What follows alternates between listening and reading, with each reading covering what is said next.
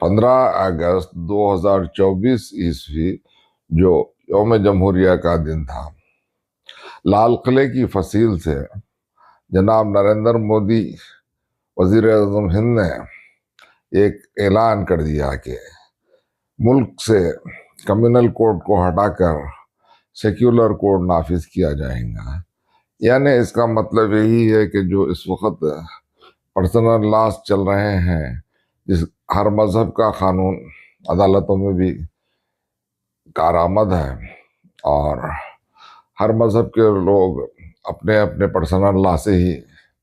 اپنے آئلی مسائل حل کرتے ہیں، تو اس کو ہٹا کر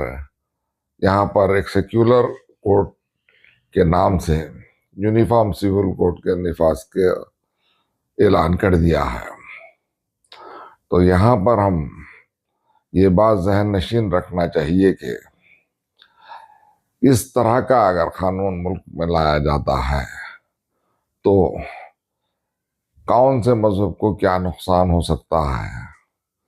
یہ ہم کو جاننا ضروری ہے۔ اور یہ جو تمام چیزیں ہو رہی ہیں اس کی کیا وجہ ہے وہ بھی ہم آپ کو بتاتے جائیں گے۔ اصل میں جو سیکولر کوڈ کا نام دیا جا رہا ہے وہ ایک ہندو کوڈ ہی ہوتا ہے، یعنی کہ سناتنی دھرم سے تعلق رکھنے والا قانون کو سیکولر کوڈ کے نام سے ملک میں نافذ کیا جائے گا اور اس کو یونیفارم سول کوڈ سے تعبیر بھی کیا جائے گا۔ اور یہ یونیفارم سول کوڈ ملک میں نافذ کرانے کے لیے ایک عرصے سے لوگ مطالبہ کرتے آ رہے ہیں، اور پھر اہم بات یہ ہے کہ دستور ہند کی آرٹیکل 44 میں اس بات کا ذکر دستور سازوں نے کر دیا کہ ملک میں ایک یونیفارم سول کوڈ ہو اور سب مذاہب کے لوگوں کے لیے یہ قانون عمل میں لایا جائے۔ تو ہم سب سے بڑی بات یہ بتانا چاہ رہے ہیں کہ مسلمان ہندوستان میں دوسری بڑی آبادی ہے، اور مسلمان اپنے شرعی قوانین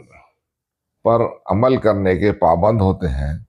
لیکن حقیقت میں کیا مسلمان اپنے شرعی قوانین پر عمل کر رہے ہیں، یہ بہت بڑا سوال ہے۔ ہم نے اب تک جو دیکھا ہے کہ مسلمان شرعی قوانین پر عمل نہیں کرتے، کیونکہ یہ بات اس وثیقے کے ساتھ کہی جا سکتی ہے کہ جو عدالتوں میں اس وقت مسلمانوں کی خواتین کے ڈھیروں انبار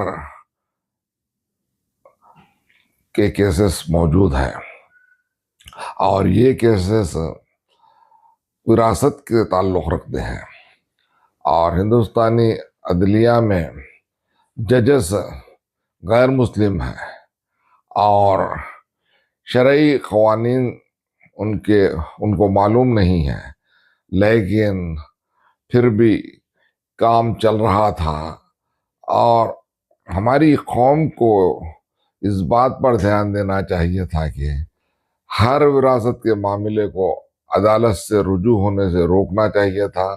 اور آپس میں مسائل کا حل کر لینا چاہیے تھا۔ حقیقت میں اب تک یہی ہو رہا ہے کہ جب وراثت کی تقسیم کی بات آتی ہے تو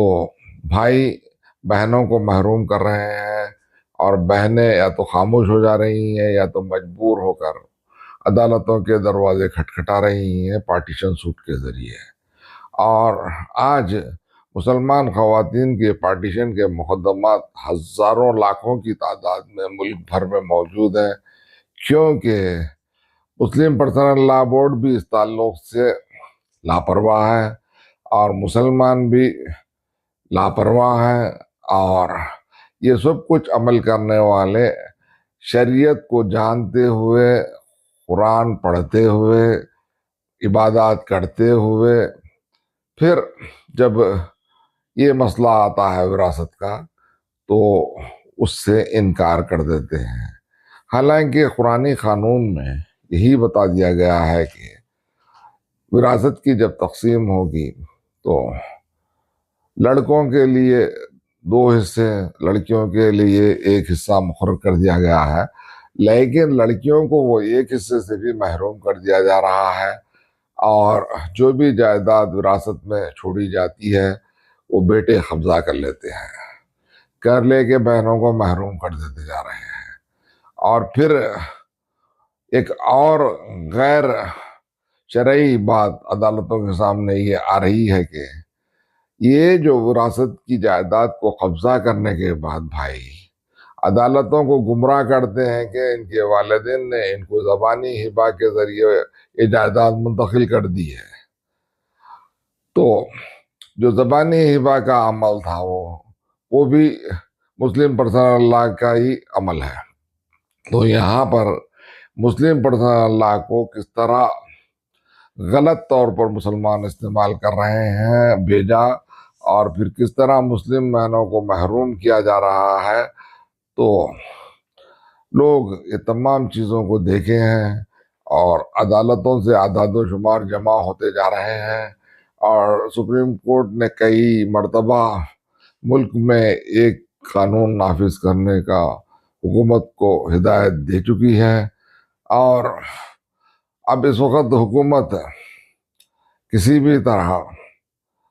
یہ قانون نافذ کرنے کے لیے اٹل ہے۔ تو وجہ کیا ہو سکتی ہے؟ وجہ یہی ہو سکتی ہے کہ ایک تو مسلمان عملی طور پر شریعت کو عمل میں نہیں لا رہے ہیں، اور شریعت کا بیجا استعمال کرتے جا رہے ہیں، اور حق تلفی کر رہے ہیں، اور دوسری وجہ اہم یہ ہے کہ ملک میں مسلمانوں کی شناخت شریعت سے باقی ہے، تو جب شریعت کو عدالتی نظام سے ہٹا دیا جاتا ہے تو پھر مسلمانوں کی بھی شناخت ختم ہو جاتی ہے، اور شریعت کے جو مراعات ہیں مسلمانوں کو، وہ تمام کے تمام مراعات ختم ہو جائیں گے، جیسا کہ زبانی ہبہ کو ایک ویلڈ گفٹ کے طور پر سپریم کورٹ نے کہا، اور پھر مسلمان مرد کے لیے 4 نکاح کا جو حق ہے وہ باقی رکھا گیا شریعت کی روح سے، اور دیگر مذاہب اگر 1 سے زیادہ شادیاں کرتے ہیں تو ان پر تعزیری جرم قرار دے کر کارروائی ہوتی ہے، لیکن مسلمان اس سے متشنع تھے۔ تو اب ایک قانون جب نافذ ہوگا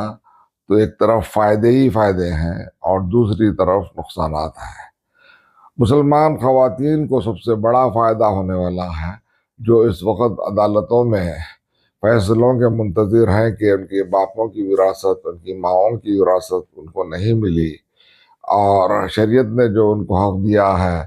1 حصہ اور بھائیوں کو 2 حصے، اس سے بھی جو محروم کر دیا جا رہا تھا، تو ان کے لیے ایک تحفہ بن کر یہ سیکولر کوڈ ان کے لیے آنے والا ہے، اور جب وراثت کی تقسیم ہوں گی سیکولر کوڈ میں تو بھائیوں کے برابر بہنوں کا حصہ بھی مقرر کر دیا جائے گا۔ تو یہ ان بھائیوں پر بڑا تماچا ہے جو اپنی بہنوں کو محروم کیے ہوئے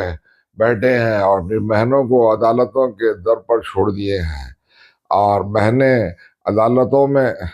پھر رہی ہیں، تڑپ رہی ہیں کہ انصاف ملے۔ تو اب انشاءاللہ ایسا انصاف ملنے والا ہے کہ